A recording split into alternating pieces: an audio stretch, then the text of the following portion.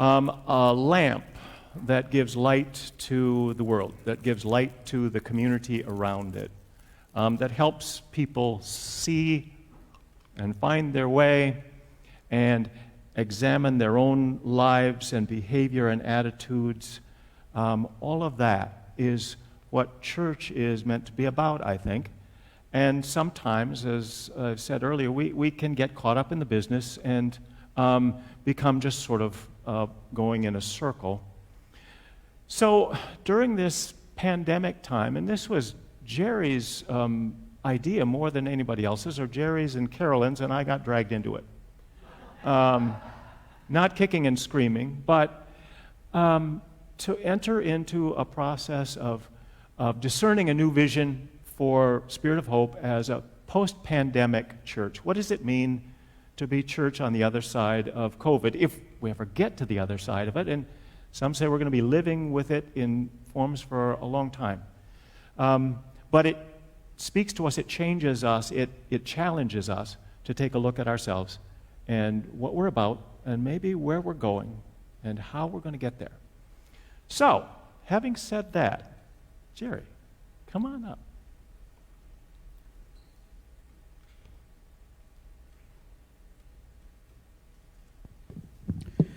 First of all, I want to thank the SPR for supporting me in taking on some administrative work this year. I have been helping to pull together 3 different teams, and we'll talk about who they are as the more we gather, but they have been working really feverishly, and I'm so grateful to them. I just want to start by saying my thank you to the tech team, many of whom you're starting to see, the reconvening task force, which is a whole other group, and then finally the visioning group. If you served on the visioning task force online at all, and you're in the building, would you please stand up? Good. So we have quite a few people. Everybody, let's thank them in advance. Thank you. And those of you who are going to participate with us, why don't you come forward now? And take a place here in a chair. We're going to have a little bit of a informal sharing and identification of, we're not going to read you the visioning statement. You should have gotten a copy of it this week, but we kind of want you to know where it came from and what our goals are. But we did birth this idea in staff on Wednesday mornings and said, we really need to figure out what we're going to look like post-pandemic and where to go and have some goals. Thanks to Wilson Garland for it seemed amazing that 2020 visioning, back when we started it, we've now surpassed. My gosh, time has flown, but we're so thankful for that vision. And one of the big visions that was in that report was that we would live stream our services. So here we now have for a year and a half, and so we're grateful to that, and we thought we needed to build on this. As you've probably read, Rabbi Terry Bookman, who now lives in New York, is a good friend of all of the staff, and he proved to be a marvelous convener of us online. He was doing this from New York, and we looked at visioning together, and we had quite a process.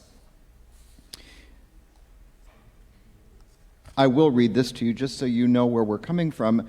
We took a couple of steps. We valued the history of Spirit of Hope, and you're going to hear from a couple of people this morning about their personal testimonies. That was one of the most moving hours I have ever spent on Zoom, because everyone shared why they came to Spirit of Hope and why they stayed, and it was very emotional. If you'd like to hear it, I did keep the recording. It's still on my computer upstairs. We wanted to understand the present staff, volunteer leadership, resources, and skills. And then literally, we wanted to dream big. And we wanted to have something for our new staff to come into that we would go, this is what we are headed towards. And Carolyn and I had both read this wonderful 8-step process of progressive Christianity, which we think helps to define Spirit of Hope very well. And that's included in the report, which you have. There are 3 areas that are going to be represented today. So the next couple of steps, You will hear two of the testimonies. One has to be read because several people were not able to be with us this morning. I'll let them introduce that information to you.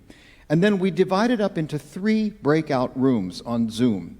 And there are 3 elements of the visioning statement that we are going to highlight. First, lifelong learning. Second, radical welcoming. And 3, celebration of life. And this is why Diana Tabor said that she didn't want to leave, because she wanted to stay and see how this all plays out. By the way, I didn't get to thank Levi. Levi has been on our tech team as well, and you've just been great to be here, so subtle behind the cameras, but that's another thing to thank him for when we're munching on ice cream bars. All right, that's the gist of where we're coming from. Which one of you testimonials would like to go first? I'm raising my hand. Thank you, Ron. Can you hear me now? Can you hear me now? That's better. All right. When I have to publicly speak, I get nervous. So when I get nervous, I stand. Camera people, I'm going to wander around a little bit. So as part of the process, we had to tell our story about how we ended up at Spirit of Hope. I don't like telling the story necessarily because I have to tell you something about myself that seems kind of, I don't know, boring. And that is, I was born and raised in Golden Valley. Now, I have to tell you that because it plays into this story. And if you look at me, I'm no spring chicken, so think about that. Let me just say I am really over driving up and down Winnetka. Let me just leave you with that, okay? So, Sue and I were looking for our second house, and the rules that not rules, the idea, what we came up with is we had to be inside 494. And Sue's back there. She'll tell you that this is what I'm telling you is true. We had to be in 494, had to be western suburbs. Beyond that was wide open. We just needed a bigger house because I was starting to work out of a house, okay? So we ended up buying a house in Golden Valley, and what makes it even more boring is that I'm 2.5 blocks from where I grew up. So the vast majority of my life I spent in Golden Valley, which when it came time to start going to a church, because we had kids, and we wanted to have a place where we could bring them up into faith community, we did the easy thing. We went to that church that I grew up in, which is a long par 5 from here, had 8,000 to 10,000 people, was easy to hide in, but still go there and exposed to all the programs. And granted, they have wonderful programs. They're known for their youth ministry. It was a wonderful place for a while. And then things started to change. The leadership changed, the message came from the pulpit change. So we decided it was time to do the hard work and go what I call church shopping. Now, if you've been church shopping, then you know, well, in my mind, it's hard. I only associate bad words with church shopping. And bear in mind, this is back when there was no internet. There was no YouTube. You couldn't look at Facebook. You couldn't find the pastor's sermon. It just didn't exist. You had to do things like look in, the Yellow Pages, okay? What's that? Exactly. Some of you don't know what, Yellow Pages, or the local phone directory. They still exist, I think. Or the other way was you talked to friends. So Sue and I would take the girls, Sarah and Mallory, and we started going around to churches, and it's hard. And sometimes you walk into a church, you sit down, and you know within 10 minutes, okay, this is not going to be the right fit. You can't get up and leave. That's just not what you can do. So you're there. But we listened to one of our neighbors, and I'm going to give credit to Jan and Gary Plager about this. The Plager, let's come check out our church. So here it is on a Sunday. We're walking in, and I think we ran into people we knew, so we walked into the service late, a little bit late. Everybody's singing. And they're singing songs from my youth, is the stuff that I sang going to youth camps. And it was cool. And it was like, it just brought me home. And I look around, and where's Jerry? He's back there. I didn't know Jerry, but Jerry's sitting at this beautiful grand piano. And I can tell you, grand pianos back in the day, they were a rare thing. The church I went to, which could afford to have an army of pianos, they had 0. They've got one now, but back then they had 0. So I saw Jerry, this talented guy playing the piano and the music. I'm going, this is special. And then I happened to notice Melissa O'Neill. Melissa and I went to high school together. We sang in choirs together. She is and remains a phenomenal musician, much better than me. So I thought, okay, there's something special here. So the music just nailed it from the get-go. And then the service continues. And we get to this thing called Joys and Concerns. Now, this is Joys and Concerns. Back in the day, was where the pastor walked around and you got to stand up with the microphone and you would express your joy or you'd express your concern. And I'm sorry, I grew up Lutheran. Lutherans don't talk in church. They only recite things, or it's the person with the microphone up front that does the talking. And then, if there was something to celebrate, like an anniversary, people would clap. I'm sorry, Lutherans don't clap in church. This is something I had never experienced. So it really was like, I remember walking out and going, wow, we've never seen anything like this. But let's be honest, all that stuff is appetizers, and you're really waiting for the main course. And the main course is, of course, the sermon. Back then it was Rick Ireland. Now, Rick is just like Pastor Jeff. He's a man that does the work. He knows what the message is. He doesn't use notes. And I'm impressed by that. To me, that's a sign that they know what they're talking about. They use notes only if they want you to have a specific passage that they want you to be, whether it's from the Bible or a book or a poem or the newspaper. So that impressed me. So we've stayed. We've stayed. And I want to close by telling you two things I'm very proud of as a member of this church. One is that I was here and voted yes to become a reconciling congregation. Congregation, thank you. Voted yes for that. And the other one is, look at this. The other thing is, here we are, we're a church with a building on one of the busiest highways in the state of Minnesota, and we fly a rainbow flag. I couldn't tell you how proud I am to go to a church that does that. If people ask me where I go to church and are not familiar with where we are, I tell them, we're that building that has the rainbow flag on the side. And I couldn't be more proud to tell them that, because it says something about us, and it says something about me that I do not want to hide. Thank you for your time.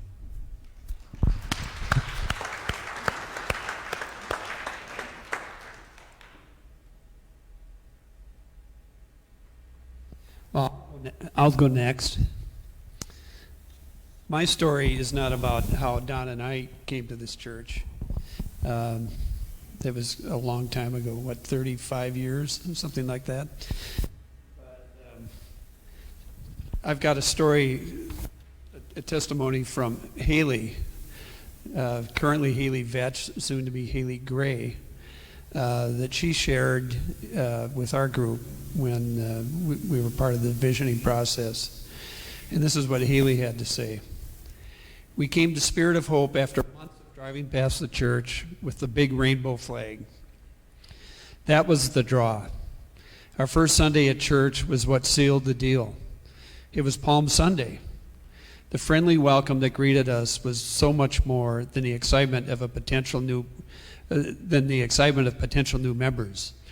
It was genuine, meaningful, and real. The dedication to creating a Christ-like, welcoming space is the stuff I dreamed of in finding a church. To be part of something so radically welcoming is wonderful. We are so glad to be a part of this place. Spirit of Hope is a church to be proud of. And all of us on what was the name of the team? Radical Welcoming Team, shared our personal stories too, and they're all about as equally compelling as Haley's. But I do have to say that I think of all the things that we do to welcome people, I think the flag out front probably says it more than anything. And I often talk to new people that visit our congregation and visit at worship, and I ask them, what drew you here? And I'd say about 9 times out of 10, they say the flag out front is what brought us in here.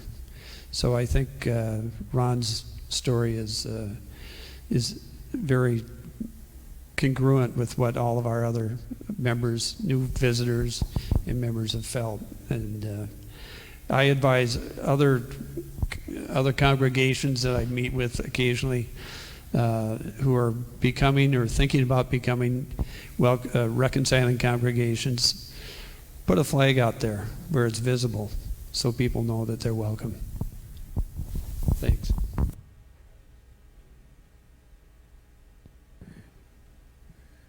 I just want to jump in and say, after many years of dedicated service for which we are grateful to Gloria Peck for leading our reconciling team for many, many years, she is not leaving but just stepping back from that leadership, and Haley has taken that over.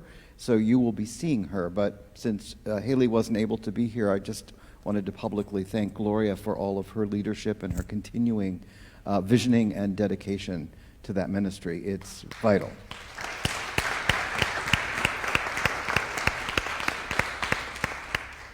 And Steve said that Haley, last name is Vetch, soon to be Gray. That doesn't mean a change in marital status. They are changing their name together, she and Jesse, just so that's clear. We don't need to start some sort of rumor. Can I call on you, Chris, to be next? Please.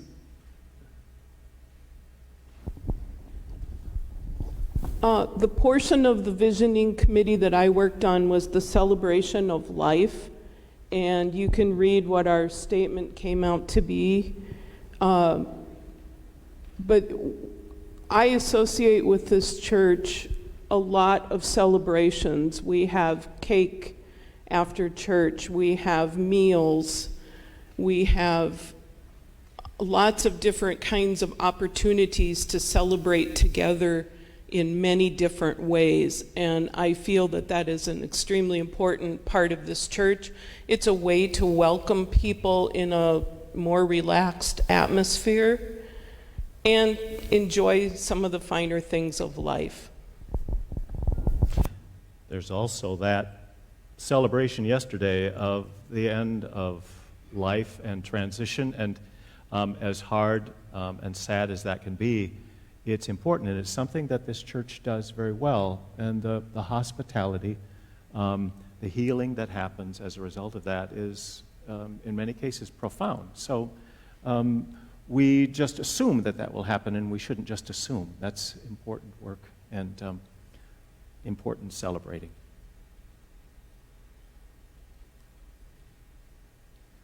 It's difficult me being behind, but I'm just going to add, Jeff and I participated in that service yesterday, and there were so many people who showed up just to take care of things. I know Steve was here tearing down, and different people, Marilyn was here with food, and her team, and just people show up and just take care of things, and we're awfully grateful. So I'm hoping that we can celebrate more of these ministries that people are doing, so that we can all see that they are really to the glory of God and to the glory of what God is doing in our community. So thanks be.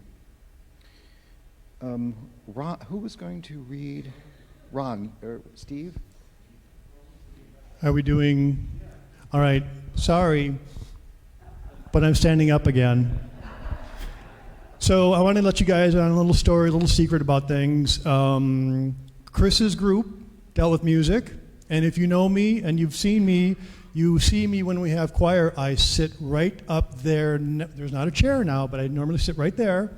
And I sit next to Max, and I sit next to the organ. It's the best seat in the house. Here's why. For starters, I've been singing next to Max for about a decade. I'm sorry, the guy's got he's got a voice for Broadway. He gets hired at the stages like the Guthrie and Children's Theater. He's amazing. What's not to like? And I get to be what I consider his backup singer, okay? It's pure joy. So now here's the secret I'm going to let you in on. I'm next to the organ, and when Jerry comes up and plays the organ, I lean back, and it's like surround sound.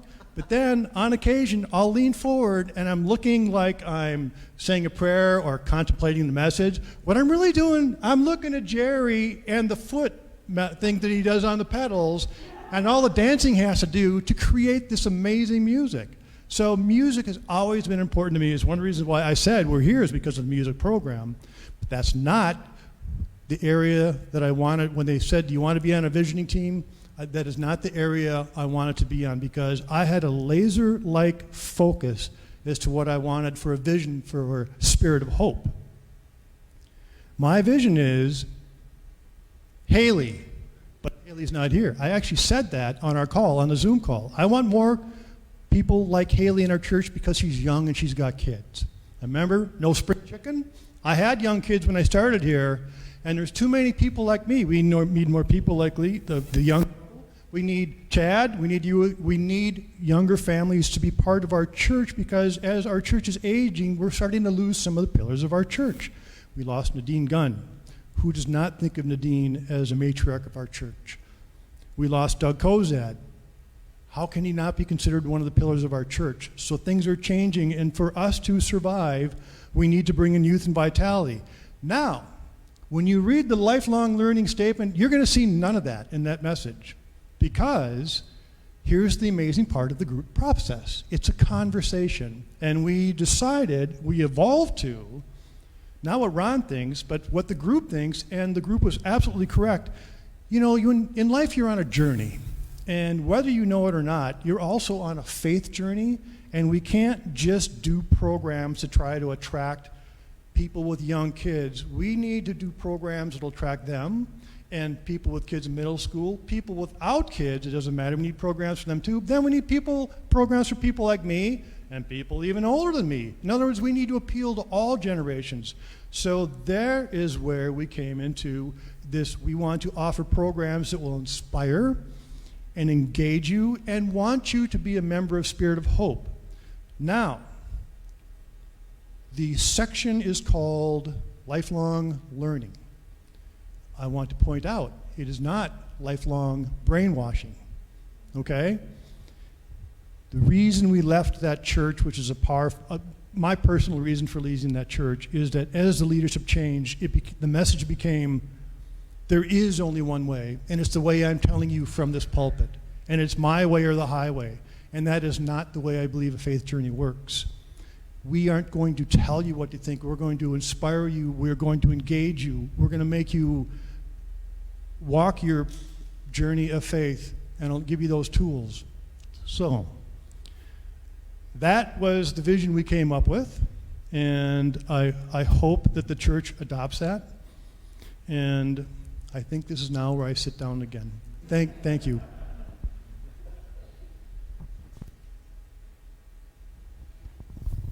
Well, you can read the vision that the welcoming committee came up with about radical welcoming, but I'm going to focus on some of the things that are in that, including inclusion, service, and dialogue. And I remember being challenged by a former pastor, and again, who said, we need to be more welcoming as a congregation. And that's not typically something that Methodists were doing very much back then. And this would be 20 years ago. And one of the first things he did was convene a committee on which I served to look at renaming the church. And I thought, oh my gosh, this is going to cause a rift in the congregation. And there were people on the committee that I think were there as planned to make sure that we didn't change the name. But they became persuaded that changing the name that associated with a city to something that was more inclusive, Spirit of Hope, was a worthwhile endeavor. And he was able to convince other people of his ilk that was probably a good idea. So that was one of the first steps that we did to become more welcoming. And I noticed also that there was a change in the congregation in the way that we responded to visitors that came. In the past, they would sit and listen, and we were polite, but we didn't necessarily engage in dialogue with them and make them feel very welcoming. Gradually, that started to take hold. And sitting in the back as I do, that's where all the shoppers sit. I can tell you, they arrive here and they kind of look around, and you can tell which ones are, shopping for a new church. And so people started to engage them more in dialogue. And it's been interesting. I didn't think of us as a particularly welcoming congregation until, a couple of years ago, Ken Keat, who is a frequent attendee here. I don't know if he's a member, but attends frequently, plays in the orchestra. And he and I found out that we both graduated from McAllister College the same year. We were in the same class, didn't know each other back then, but became Facebook friends. And Ken attends a number of congregations in this area. I think he plays in bands in some other Golden Valley congregations, but he did a post on Facebook that got my attention. He said that he thought we were the most welcoming congregation of all the different congregations that he's associated with. And I thought, wow, we have turned the corner. You know, that we really have become what we were pretending to be, which was a welcoming congregation.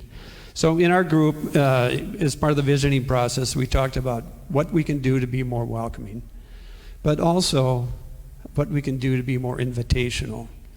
It's one thing to be welcoming to people once they're inside the building, but how do we get them to feel comfortable coming into this building? And we talked about a number of things. You know, certainly the flag on the wall outside is one instance of that, but we've got opportunities to be more invitational. One of them being our neighbor who has offered to plant fruit trees somewhere on our property here, and he saw that opportunity because he saw a sign welcoming people or offering them or wishing them a happy Ramadan.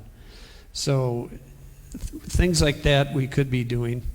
I think there's other things we can do to be more invitational, to get people to come here. Because once they're in here, I think as Ron has pointed out and Haley pointed out, that we are welcoming and we do make people feel comfortable. So I think those are some of the things that we talked about in our group and resulted in our visioning statement. So please consider that. Steve, if I could jump in a little bit. I did go over to the neighbor's house, our Muslim neighbor, who appreciated the signs that we put out. And I picked a couple peaches with his permission off fruit trees and a plum, and the peaches were delicious. They were small but delicious. And he is learning how to grow things, and he wants to plant a garden here with us. We talked about what that might look like and what it might be like down by the bike path that's going in as a little oasis for people. A joint Muslim-Christian garden on our property for us and for neighbors, whatever you believe or don't believe. That was one of the things we talked about, is that this congregation is open to all kinds of beliefs and perspectives, not always comfortable with it, but open to it. And one of the things we said was that we would invite the discomfort that comes with difficult questions, conversations, discussions over issues that polarize us, but we're going to try to be people who can stay at the table and talk about things that are hard to talk about, that make us uneasy. But to do that and not come apart, because that is a model, a way of creating a community that I really think changes the world, or at least makes the world, our part of the world, a better place. So that's one of the things radical welcoming to me is about. And I was on that group, so. The work of the visioning team is not finished. In other words, we didn't just do this and now, especially don't want our new staff to say, well, we're handing you the vision, okay, do it. We really have another huge step that Rabbi Terry Bookman told us about, and for whatever reason, I can never remember the name of what, actioning, something. Yeah. Strategic plan. Strategic planning. So that's going to, once we get into the fall, we are going to be reconvening members of the visioning team and hopefully others from the various areas of our church ministries to work on strategic planning that will actually integrate the visioning into action items that we plan to do, that we are give us goals and give us things to work towards. Otherwise, it's just week to week without a kind of a step on the gas. And so we're not finished, but this is a good next step. Did you notice that there are 3 areas? The rabbi said, you Christians seem to be big on the number 3, so we'll come up. And he's online, so Terry, thank you for that and for the humor, the playfulness. But he really helped us focus on areas that we do well, but also need to work on, and areas where I think the vision can kind of catch, and the strategic plan, we see where we want to go. Okay, what's the plan for getting there? How do we live this out? And that will take some work, but doesn't it feel hopeful to have a vision, a sense of vision? Even if we don't all agree on it, it's not a done deal. It's a working document. So to have a starting place and a goal that we're aiming towards, to me, it helps a great deal. And I'm grateful. There were 17, 18 people in this process that met for 2 months practically, and then worked on the writing. So a real commitment, and the enthusiasm. It was. I wish you all could have just at least listened in, because it was fun. So I don't love meetings, and I don't go to meetings for the fun of it, but this was engaging and fun, and I'm grateful.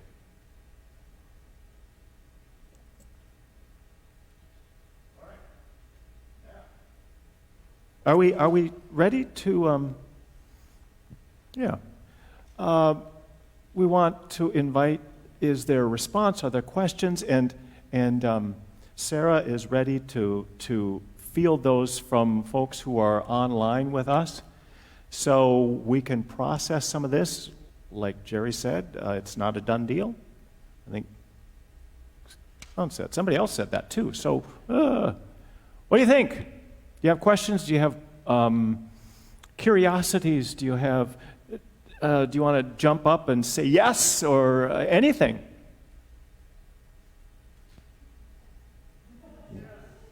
I see a yes back there.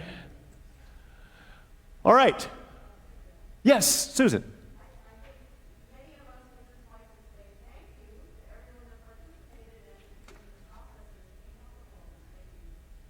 So Susan is expressing gratitude to the group that worked on this, and I would just echo that, and thank you to Rabbi Terry for convening us, leading us in a very thoughtful and engaging process. All right. Then I think on simply a voice, I don't even want to call it a vote. Would you affirm this vision statement as the vision for Spirit of Hope for the 5 years coming? And we'll see how it plays out, but would you affirm that? If so, please say yes. Yes. Anybody who wants to say no? Okay, good. Then wonderful. Thank you for that.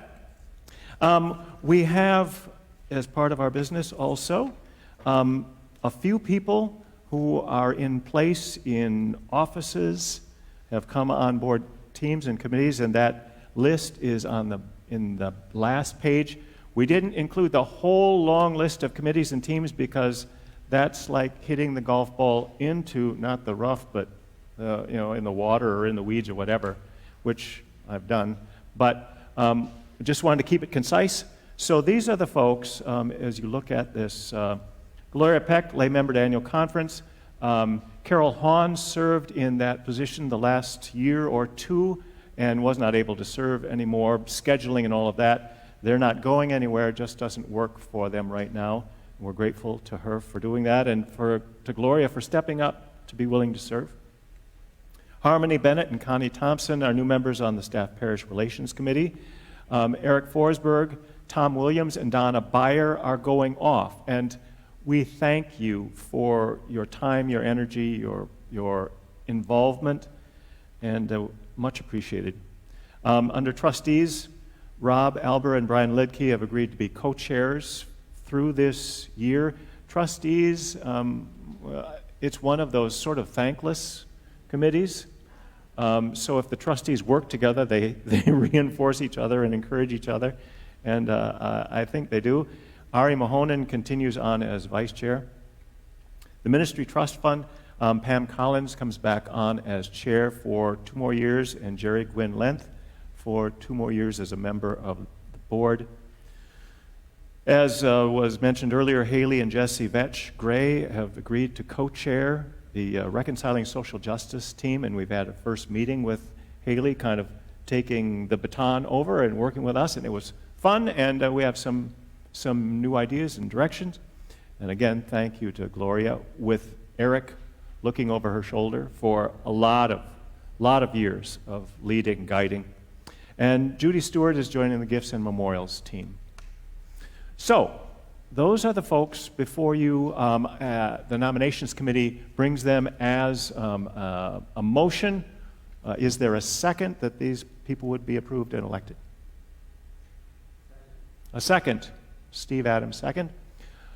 Any discussion, questions, anything? All right. All who would elect, please say aye. Aye. Or yes. Yes, okay. Opposed? Say no. They are elected. Thank you very much. I think that's the business. All right. So, you may return to your seats. Thank you so much, though. Thanks for coming up and doing this.